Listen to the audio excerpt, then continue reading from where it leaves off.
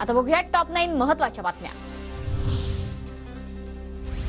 काँग्रेस नेत्या प्रियंका गांधींचा आज महाराष्ट्र दौरा। नंदुरबारमध्ये महाविकास आघाडीचे उमेदवार गोपाल पाडवी यांच्या प्रचारासाठी नंदुरबारमध्ये जाहीर सभा।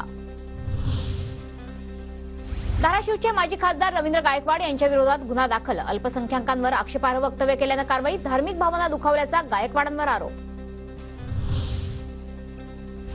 कांदा निर्यात बंदी उठवल्यानंतरही कांद्याचे दर घसरलेलेच। सुरळीत कांदा निर्यात होत असल्याचा व्यापाऱ्यांचा आरोप। सध्या कांद्याचा दर हा प्रति किलो 15 ते 20 रुपये। कोकण किनारपट्टीसह राज्यभरात अवकाळी पावसाचा जोर वाढणार। हवामान खात्याचा अंदाज। पुणे शहर आणि उपनगरात आज आणि उद्या जोरदार पावसाचा अंदाज। विजांच्या कडकडाटासह ताशी 40 ते 50 किलोमीटर वेगाने वारे वाहणार। हवामान विभागाचा अंदाज। नाशिक आणि वाशिममध्ये अवकाळी पावसाची हजेरी। उन्हाळी मूग, भुईमूग, ज्वारी पिकांना मोठा फटका। शेतकऱ्यांची चिंता वाढली।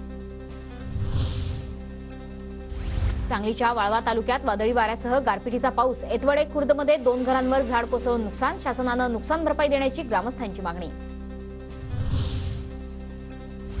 राज्यात वाढत्या तापमानामुळे उष्माघाताच्या रुग्णांच्या संख्येत वाढ। नाशिक, बुलढाणा, जालना आणि धुळे या जिल्ह्यांमध्ये सर्वाधिक रुग्णांची नोंद। एनटीपीसी राज्यात green energy hybrid energy park उभारणार। पार्कमध्ये 10,000 मेगावॅट क्षमतेचे एकत्रित सौर आणि पवन ऊर्जा प्रकल्पांचाही समावेश राहणार।